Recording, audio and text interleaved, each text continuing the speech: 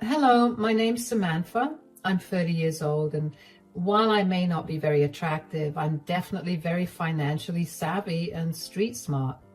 Well, at least that's how I like to look at it, considering I came out of the divorce completely unscathed while my ex-husband is now struggling. I first met Rick at a work event. I was new at my job, feeling nervous and out of place. Rick was charming and handsome with a smile that could light up a room. He made me feel special that night, and I quickly fell for him. We started dating, and for a while, everything seemed perfect. He would take me out to fancy dinners, buy me flowers, and tell me how beautiful I was. Rick had a son, Ethan, from a previous marriage, and he introduced me to him after we had dated for only a few months. Ethan and I got along pretty well. Rick would even drop Ethan off at my place a few times when he had to go somewhere in an emergency. After 2 years of dating, Rick proposed.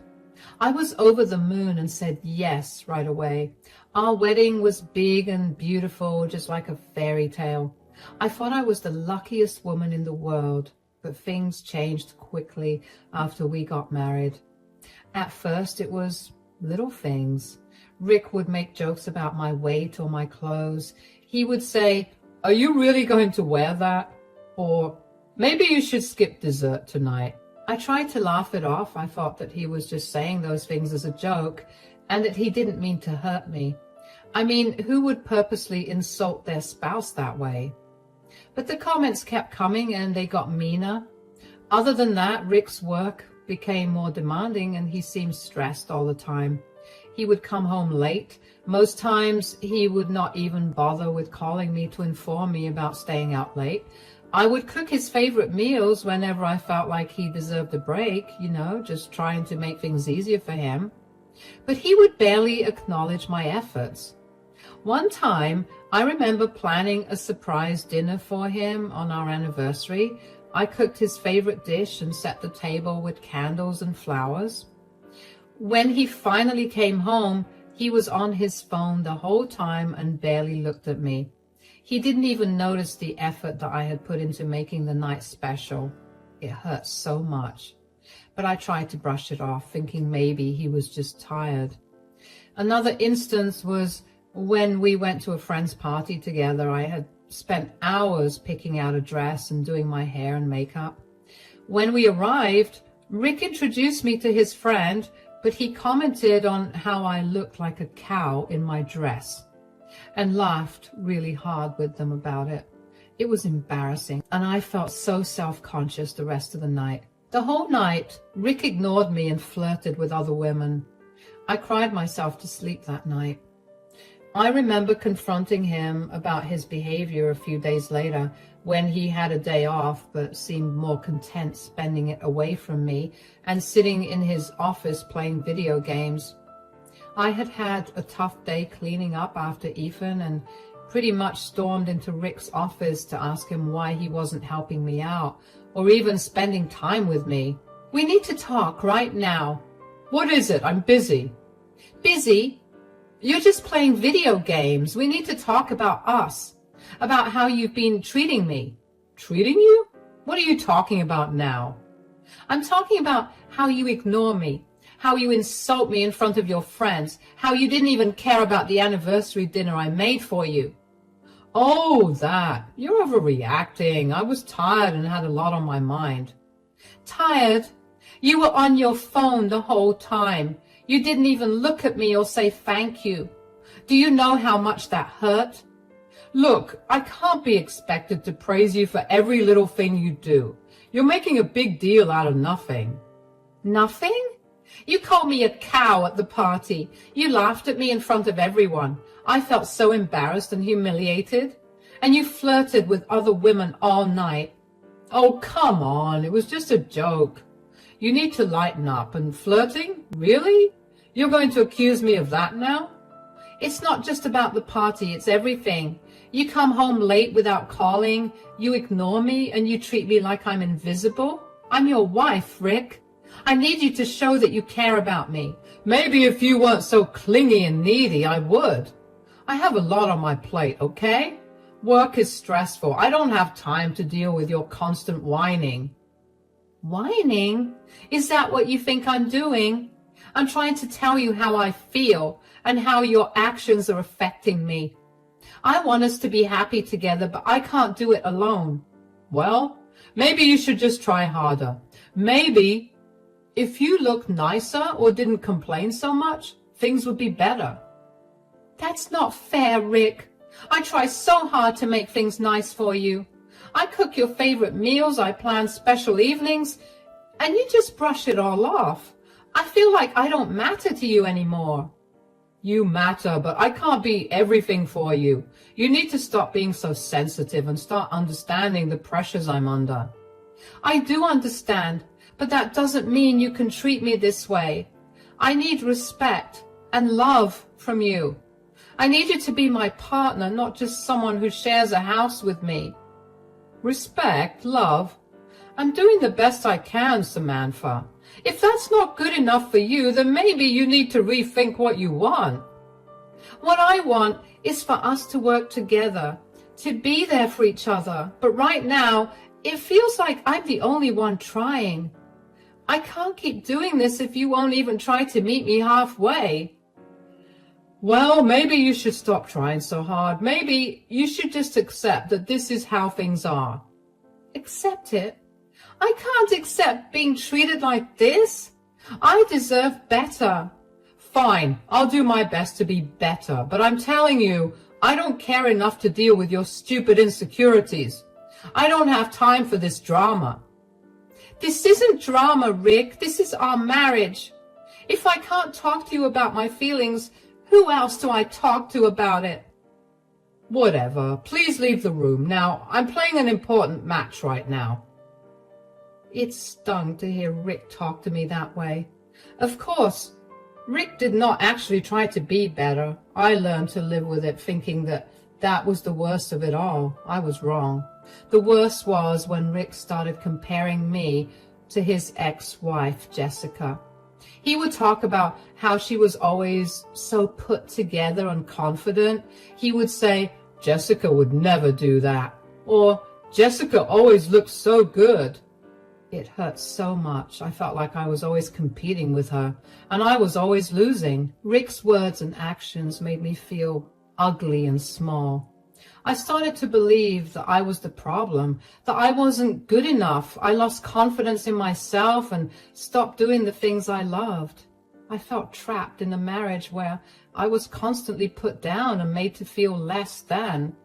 I think deep down I always knew our marriage wasn't right, but I kept hoping things would get better, that Rick would change. Rick and Jessica's divorce happened before I met Rick. From what I've gathered, they split up because they couldn't see eye to eye on a lot of things.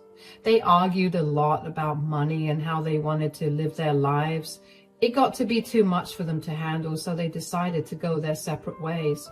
Even though they weren't together anymore, Rick and Jessica had to stay in touch because they shared custody of their son, Ethan. Ethan is a sweet boy, but it meant that Rick and Jessica had to talk to each other and see each other sometimes. They had to figure out who was going to take care of Ethan and when. But even with that, it felt like I was the one who was always taking care of Ethan. Rick was busy with his job all the time, and Jessica was too. They were both high up in their careers, so they didn't have a lot of time to spend with Ethan. It made me sad because I knew Ethan missed his parents, but I was glad I could be there for him. Sometimes when Ethan was with us, Jessica would come over to pick him up or drop him off. It was always tense when she was around. She never liked me much. I think she blamed me for the fact that Rick was moving on from her so quickly. Hi, Jessica. Ethan's ready to go. He's just grabbing his backpack. Hi, Samantha. Nice to see you. I was just thinking it's a shame you never quite got the hang of dressing nicely, isn't it? I thought this was a nice outfit. I tried my best. Oh, bless your heart. Trying is all you can do, I suppose. Not everyone can pull off looking effortlessly good. Some of us are just naturally stylish, right? I guess so. I just want to be comfortable and presentable. Presentable? Oh, sweetie, that's a low bar. But I suppose it's all some people can manage. Anyway, how's life with Rick? Still as thrilling as ever, I bet? It's fine. We're managing. Managing? That's a funny way to put it. When we were together, it was always exciting. I guess he had to settle down eventually, even if it meant settling for less. Rick and I are doing our best. We're happy in our own way. Happy? Sure, if you call living in a constant state of mediocrity happy. I suppose it's all about perspective.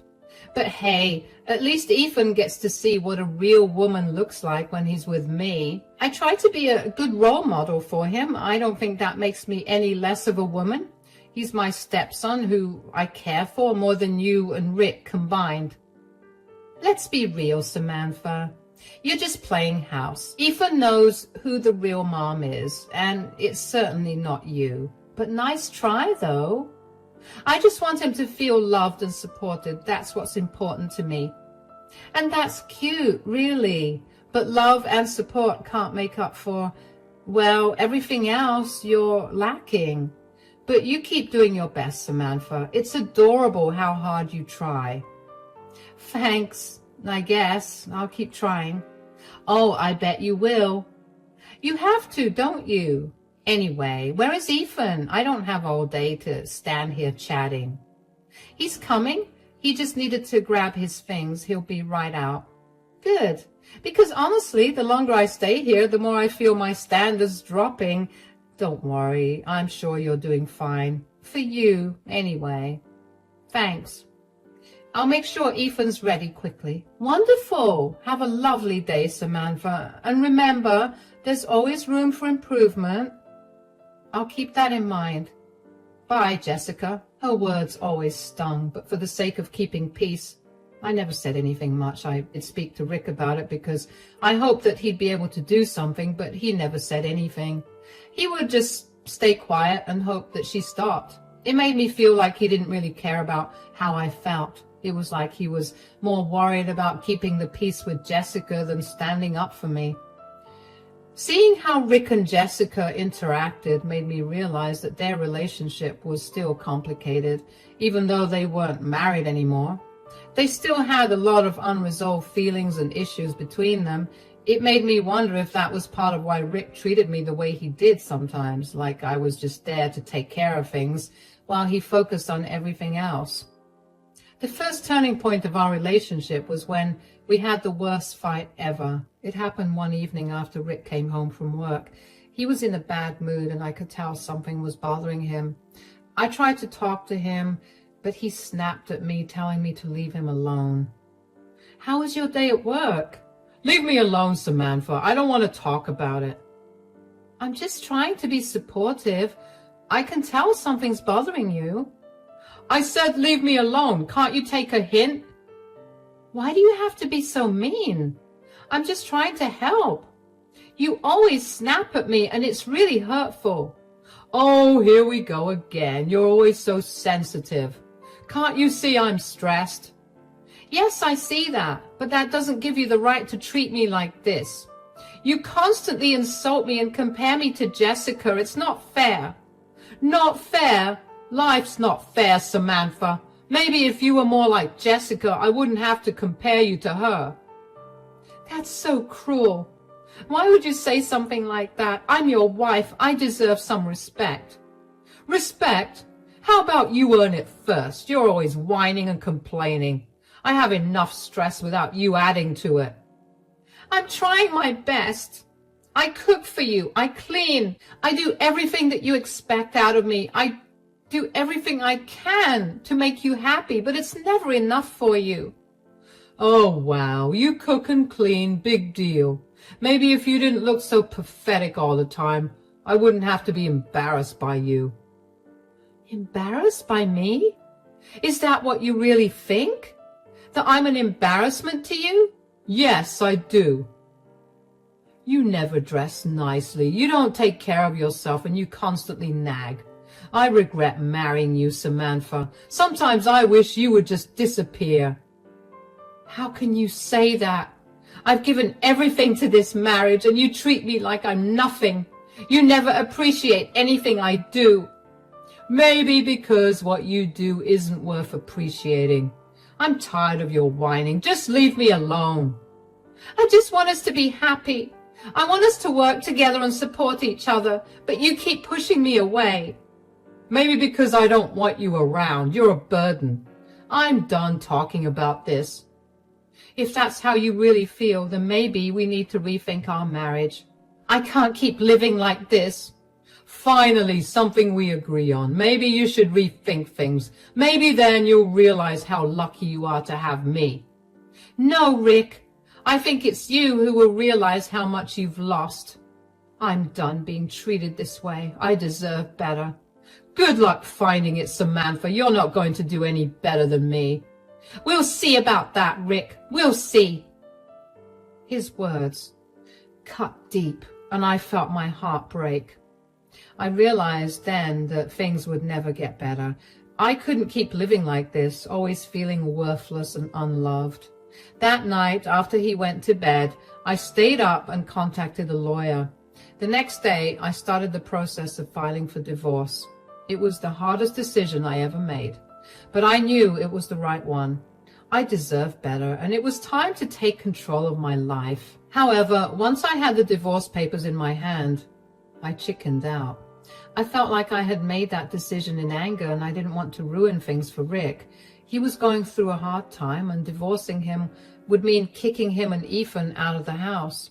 I didn't want that for them, so I hid the divorce papers and forgot about them until a month later, which was when the second turning point happened and the final straw of our relationship broke. Just to give you a little background first, Rick worked as a marketing executive at a big company. His job was to come up with ideas to help companies sell their products. He was really good at it and worked long hours to make sure everything was just right. The award he won was a big deal in his industry. It was for a campaign he had come up with that was really successful. He had spent weeks working on it, coming up with ideas and meeting with people to make it happen. When he found out he won the award, he was so happy and proud of himself. I remember how excited he was when he told me about it. Guess what? I won the award, the big one for the marketing company. Really? That's amazing. Oh my God, tell me all about it. So remember that campaign I was working on for weeks? The one where I came up with all those new ideas to sell the product? Well, it was a huge success. The company loved it, and it got so much attention. That's fantastic.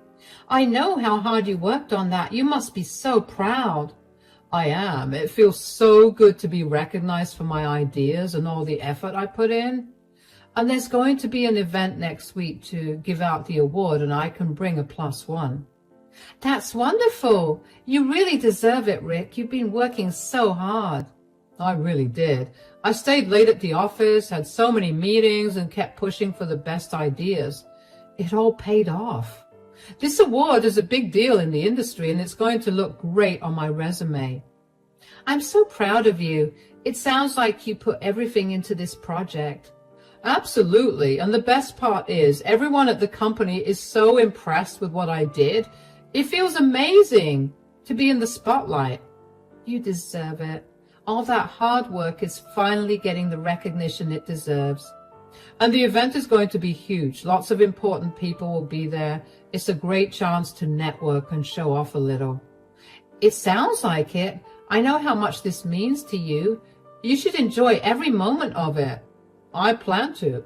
It's not every day you win an award like this. It's a big step in my career, and I want to make the most of it.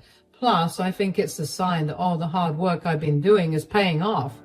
It definitely is. By this point, Rick and I were skating on thin ice in terms of our relationship. We still had our good moments, but most of the time we were cautious when talking to each other. Neither of us apologized for that huge fight, which, if I'm being very frank, I didn't see why I had to apologize. I figured that the conversation I had with Rick about his award was the start of us going back to normalcy. I was relieved, and I found myself genuinely smiling for the first time in a long time. But then came the company event where he got the award. I got dressed up to go with him because he told me that he had a +1 that he could take with him to the event. I looked forward to interacting with his colleagues and being able to be proud of him in front of everyone. But when Rick walked into the room and saw how I looked for the event, he laughed at me. "Rick, how do I look? I tried really hard to dress up for the event." "Oh, Samantha, you've got to be kidding me.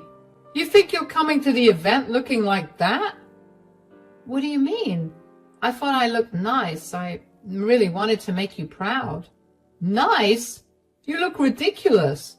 I can't believe you thought you'd be my +1. There's no way I'm taking you to an event like this." "But you said you could bring a +1. I thought you meant me." "You? No way. I need someone who won't embarrass me. I'm taking Jessica. At least she knows how to look good and not make a fool of herself." "Jessica? But why her?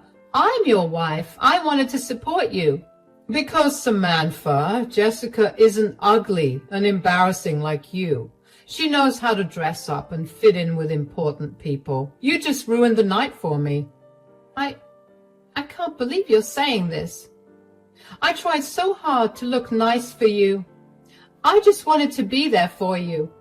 "Well, your best isn't good enough. I can't afford to be seen with you looking like that.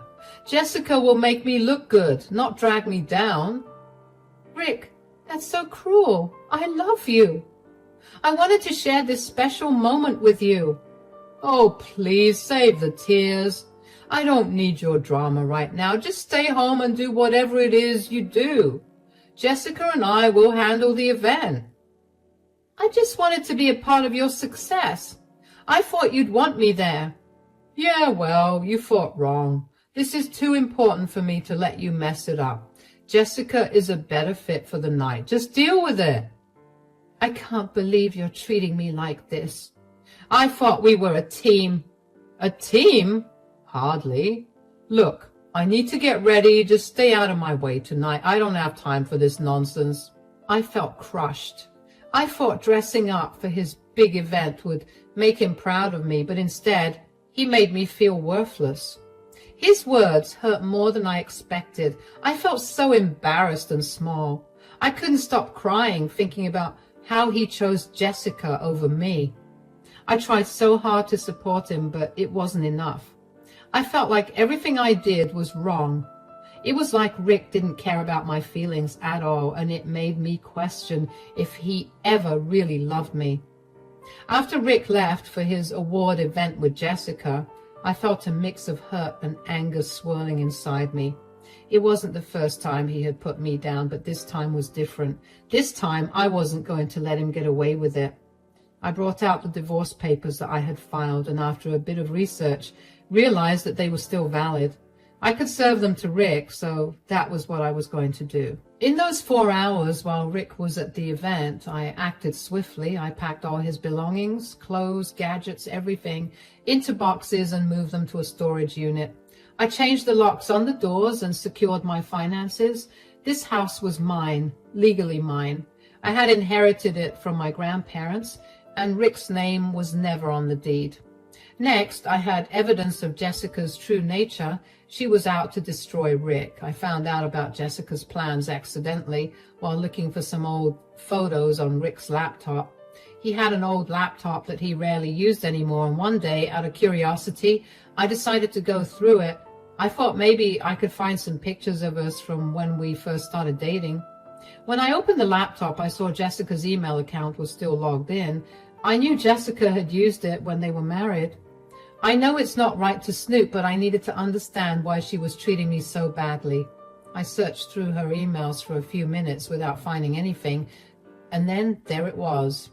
Emails and messages where Jessica was bad-mouthing Rick to her friends and colleagues. In those messages, Jessica was saying terrible things about Rick, trying to sabotage his career. She was jealous that he had moved on with me, and she wanted to ruin him. My heart sank reading those words. It hurt to see how much hatred she had towards Rick and how she was using me to hurt him. I printed out these messages knowing they would be a bombshell. When Rick returned home, he was shocked to find the house empty of his things. "What in the world is going on here, Samantha? Where are my things?" "They're gone. I moved them out." "You moved them out? Are you out of your mind? What gives you the right to do that?" "I've had enough. I won't let you treat me like this anymore." "Treat you like what? You're the one who's been impossible to live with. I just went to one event without you. Here, I filed for divorce." "Divorce? You can't be serious." "I am being very serious." "Huh. Well, good. Maybe now I can finally have some peace." "It's not funny. I know about Jessica's plan to ruin you." "Jessica? What are you talking about?" "I'm sure she was at your event only to spread lies about you. She wants to destroy your reputation." "What? That's not possible. Jessica wouldn't do that." "She already has. Here, take a look at these emails and messages I found. They're dated as being from this year itself. She's been planning this for a while." No, you're lying. Jessica wouldn't betray me like that." "She already has, Rick. And now you're going to lose everything because of her." "Samantha, please, take me back. I'll change, I promise. Just don't leave me like this." "It's too late, Rick. You've crossed a line and I can't forgive you." "Please, Samantha, I love you. I need you. I'll do anything." "You should leave, Rick. This is no longer your home." "Fine. You'll regret this, Samantha. You'll see." "Maybe, but I won't regret standing up for myself." "Goodbye, Rick." "You'll regret this, Samantha. You'll regret this." The emotions I felt were a whirlwind. There was satisfaction in taking back control of my life. There was sadness for the dreams I had of a happy marriage. There was relief that I had finally stood up for myself. And underneath it all, there was a flicker of sadness for what could have been, if only Rick had treated me with respect. Rick was devastated to learn about Jessica's schemes to ruin his reputation behind his back. The emails I found painted a clear picture of her spreading lies and undermining his work in the industry. Jessica definitely did use the work event as a means to spread even more misinformation, because Rick quickly began getting looked at weirdly at work. His colleagues and clients started questioning his integrity. Rick got called by HR into a meeting where he was confronted with evidence of malpractice and company policy violations. The evidence had gotten out before it reached the company HR, which was why people were treating Rick differently.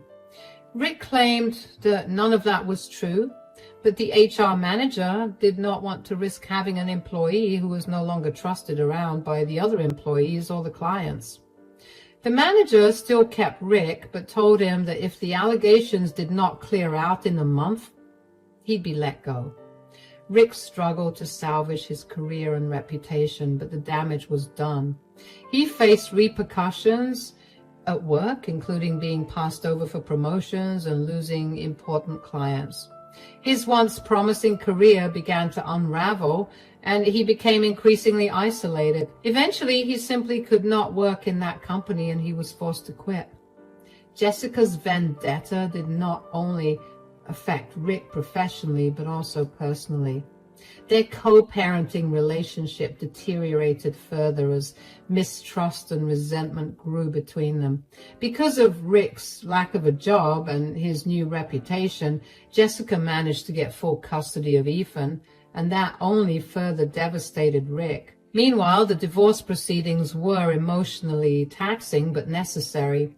Rick initially fought against the divorce, refusing to accept the end of our marriage.